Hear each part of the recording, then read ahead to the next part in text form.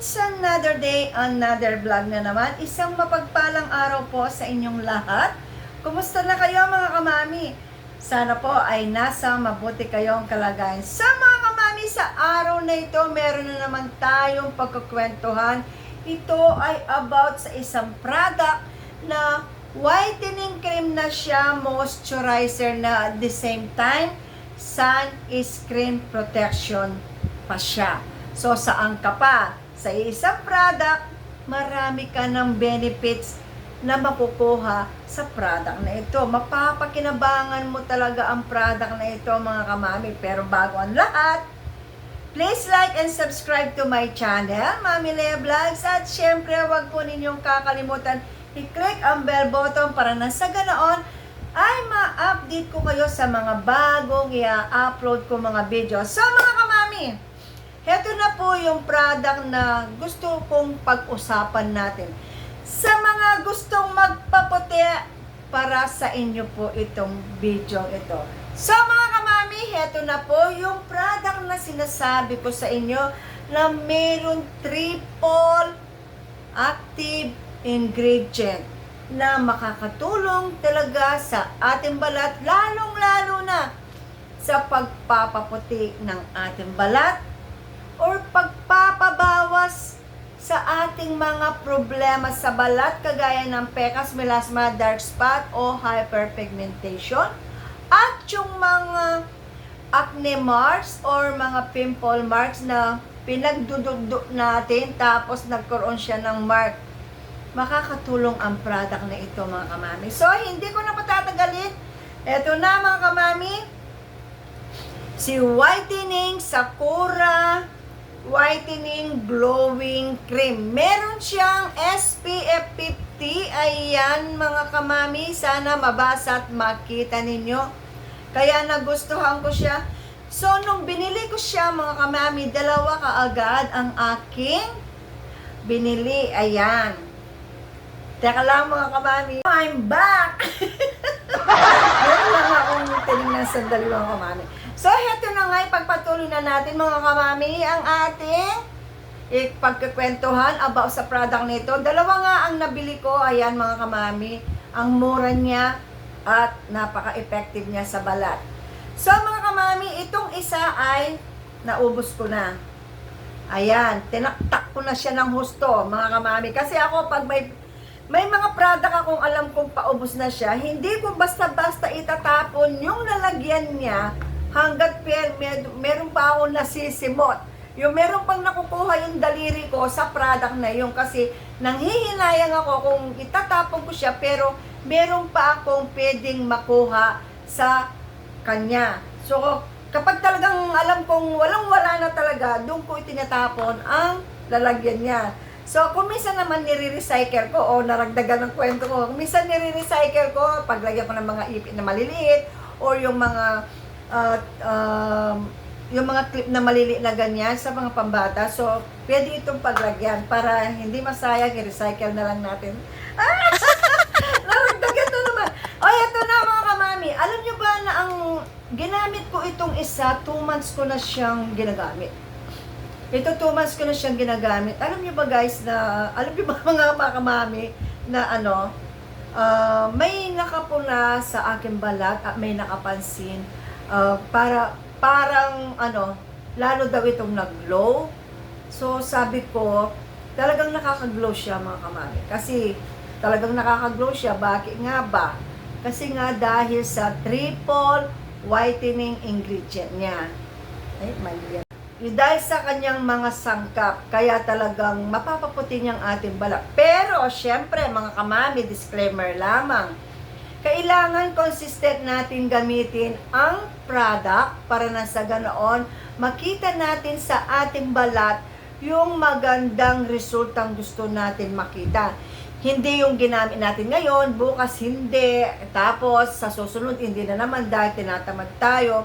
Hindi kailangan po kung gusto natin maging maganda ang resulta sa mga ginagamit natin mga skincare product, kailangan talaga mga kamami consistent ang paggamit. Ako, umaga at gabi. Alam niyo ba mga kamami na sa gabi, dinadamihan ko ang lagay ko sa kanya. Pero sa umaga, yung sakto lang. Baka kasi pag lumabas ako, makita nila ay parang espasol. So, syempre, kapag lumalabas ako, yung sakto lamang mga kamami. Ngayon, ang ginagawa ko, kahit meron na siyang SPF, naglalagay pa rin ako ng sunscreen protection para na sa ganoon ay double protection ang makukuha ng aking balat. So mga kamami, alam nyo ba na ang bango ng product na ito? Ang mura lamang niya mga kamami. Ang bango niya. Tapos ganito ang kanyang texture. Ayan. Ang amoy niya, gusto ko. Ang bango niya, hindi siya matapang at hindi naman yung walang amoy. Sakto lang. Yung talagang magugustuhan mo yung amoy. So mga kamami, bago ko siya i-apply sa aking balat, meron akong ni-research about sa kanya. Yung kanyang mga tatlong triple whitening ingredient. Meron akong mga short lamang ito mga kamami. Para na sa ganoon, habang ginagamit natin ang product, alam natin kung ano ang mapapakinabangan ng ating balat sa product na ito. Maganda nga ba siya talaga? Ano nga ba ang Arbutin? Ano ba ang gagawin ng Arbutin sa ating balat? Ano ba ang gagawin ng glutathione sa ating balat? Ano ba ang gagawin ng nicotinamide sa ating balat? So, very short lamang po ang mga kinuha ko. Yung mga talagang gagawin niya sa ating balat. So, very short lamang to. Para na sa ganoon, habang ginagamit ninyo ang product na ito, marirealize nyo na maganda siya kasi sa mga triple whitening ingredient niya. So, heto na mga kamami. So, si Arbutin ay isang popular na sangkap sa skincare na nagpapaputi at nagpapapantay ng kulay ng ating balat sa pamamagitan ng pagpigil sa production ng melanin. Mabisa ito sa pagbawas ng mga dark spot, melasma at acne.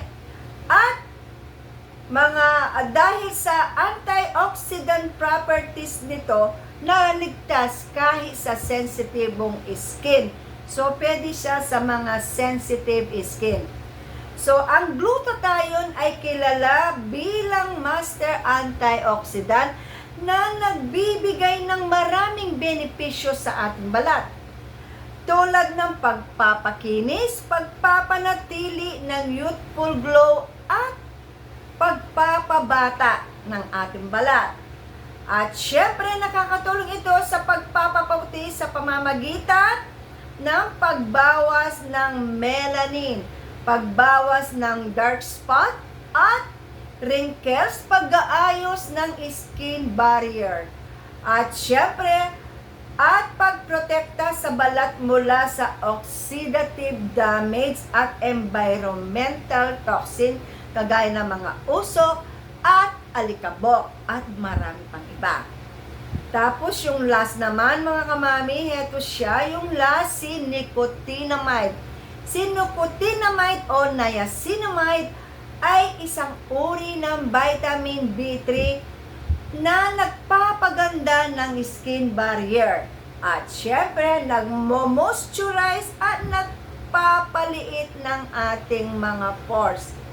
Epektibo rin ito sa pagbabawas ng pamamaga ng acne at pagpapaputi ng dark spot, hyperpigmentation, at nagpapabagal ng sinyales ng pagtanda ng ating balat tulad ng mga wrinkles at mga fine lines at kulubot. Ito ay banayad sa balat kaya angkop sa sensitibong skin. At pwede ito sa mga sensitive na skin type. Opo. Tingnan po ninyo, kapag kasi gumagamit tayo ng mga skincare products, siguraduhin po natin na may mapapakinabangan o may makukuhang benepisyo ang balat natin. Hindi lamang yung nagustuhan natin, tapos i-apply natin, tapos kapag hindi natin nakita yung maganda resulta sa ating balat, sasabihin natin, hindi man totoo yan. Hindi man pala totoo, fake lang yan. Hindi po.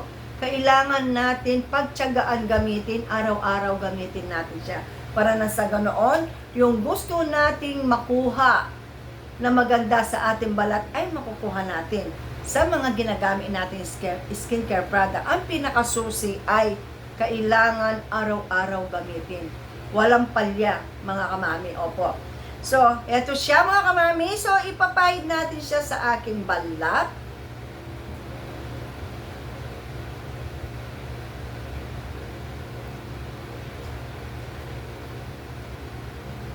Hindi siya malagkit. Napaka-lightweight niya.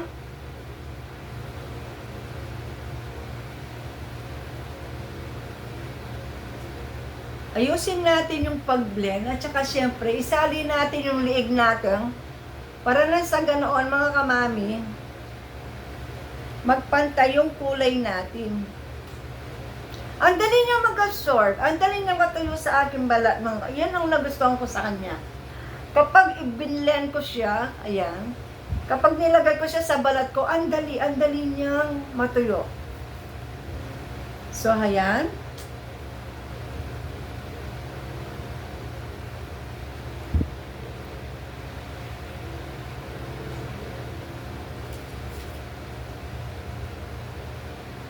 So, ayan mga kamami, ang ganda niya kapag natuyo talaga siya, na-blend mo siya ng gusto. Ang ganda niya sa balat mga kamami. Talagang makikita mo yung ano niya. Magandang ginagawa sa atin ba? Ayan, ang ganda niya mga kamami. Nagustuhan ko talaga siya kasi kapag pinahid mo siya at na-blend mo na siya ng gusto, ganito ang kanyang magiging resulta.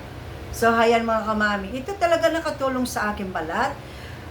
Talagang may nakakita sa akin, nagtanong anong ginagamit kong product. So, sinabi ko ito ang aking pinaka-moisturizer. At the same time, meron na siyang sunscreen protection. Sabi ko dun sa nagtanong sa akin. So, sabi niya, kasi daw ang gandang tingnan ng aking balat. So, ibig sabihin, nagkaroon na ng result yung paggamit ko ng 2 buwan sa kanya. So, nakaisa na ako. Ito, naubos na yung isa. So, ito, kakabukas lang kahapon. So, 2 buwan ko na naman siyang gagamitin. And then, bago maubos, syempre, kailangan may stock na naman ako.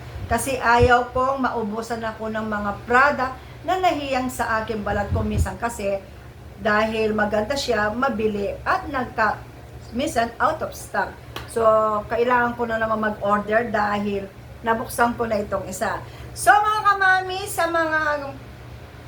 mga may problema sa balat, pwedeng-pwede po ito sa inyo. At syempre, kailangan po ay, wala pong instant baka pagkagamit ninyo ng 1 linggo, wala kayong nakitang pagbabago, sabihin nyo, hindi pala totoo. Hindi po kailangan consistent ang paggamit. Kasi wala pong instant puti at wala rin pong instant gandang kutis. Ang lahat po ay pinaprocess. Pinaprocess lahat. Ito kapag ginamit po ninyo, ako po 2 buwan bago ko may nakitang kakaiba at may nakapansin din na mga kakilala ko. So kaya ginawan ko na siya ng video para ma-share ko siya sa inyo. Para na sa ganon, kung may problema kayo sa balat, kagaya ng mga hyperpigmentation, mga dark spot, pecas, ay makakatulong po ito. Basta consistent ang paggamit. At syempre, kapag lumalabas po tayo, kailangan natin i-cover ang ating balat sa init ng araw. Kagaya ng, kung gusto ninyong mag-apply ng another sunscreen protection, kung meron naman kayo, pwede po para na sa ganoon, double protection ang may ibibigay ng... Hindi, para na sa ganoon, maragdagan yung SPF niya, kung halimbawa SPF 50 ito, tapos SPF 50 yung sunscreen nyo, di 100 na yung merong kang pang-protection sa init ng araw, di 100 na yun, di at least malayong mangitim at malayong masunog ang inyong balat. Pero syempre, magdala ka rin ng payong. Huwag kang mag-expose ng matagal sa araw. Sa init ng araw, lalong-lalo na ngayon, mga kamami, ang init ng araw, madaling makaitim, kaya magdala po ng payong at damihan natin yung pagpahid natin ng mga sunscreen protection. So mga kamami, maraming salamat sa inyong lahat. Sana nag-enjoy kayo at nagustuhan nyo ang video nito. Sa mga may problema sa balat, may sensitive skin kayo, pwedeng-pwede po ito sa inyo. Hindi po siya mahapdi, hindi rin nakakabakbak at hindi mamumula ang inyong balat. So ito po ay moisturizer, sunscreen protection na rin. At nakakaputi talaga siya. So sa mga kaedad ko, 59 years old, i-enjoy natin ang moment why not na bumili tayo ng cream na ito para na sa ganoon ay mabawasan yung mga problema natin sa balat at syempre para na sa ganoon ay magmukhang youth ang ating balat at syempre para naman maging masaya si Mr. kapag nakikita ka niya na, oy, napakaganda ni Mrs. Napakabata niyang tingnan. Yung edad niya, hindi niya itsura. O, diba? Dalawa kayong mag-enjoy. Diba? Kasi, kapag kasama ka niya, may makikita kasama, yung ganda ni Mrs. Oh, mukhang bata siya. O, diba? Yung mga ganun, kasi kailangan alagaan natin ang ating sarili kahit nasa edad na tayo. Pwede tayo mag-alaga ng mga apo, mga kamami, pero isipin din natin ang ating sarili. So, pagka natulog yung bata, so magpahid tayo ng mga pinapahid natin sa ating mukha. O, diba? O kaya, yung bago tayo matulog, kung ano yung mga skincare product, huwag nating kalimutan ipahid. Para na sa ganun, syempre, tumatanda, nararagdagan yung edad natin, talaga nakikitaan na yung mga sign of aging. So, kagaya ng mga kulubot, yung mga wrinkles, o yung mga fine lines, talagang makikitaan na yan. Pero, syempre, kung inaalagaan mo yung balat, medyo madidelay ng konti ang paglitaw ng mga kulubot natin. Ako po ay 59, sa mga 59 years old, kaway-kaway dyan. Walang masama kung alagaan ang ating balat, ang ating sarili. Ito naman ay gagawin natin pangregalo sa ating sarili. Siyempre, ilang taon tayo nagtrabaho, nag-alaga ng mga bata, ng mga anak natin, ngayon mga apo na naman natin. So, bigyan mo naman ng pakonsuelo ang sarili mo. Alagaan mo din. Huwag puro alaga ng mga apo at mga alagaan mo din ang iyong sarili. Siyempre, no? O, sige mga kamami, maraming salamat. Shout out po sa inyong lahat, sa mga subscriber ko. Shout out po, kumusta po kayo, mag-ingat po kayo. At sa mga non-subscriber pero nanonood po ng aking mga video, shout out po sa inyo, mag-ingat po kayong lahat. At God bless you all po. See you next vlog. Bye! Thanks for watching!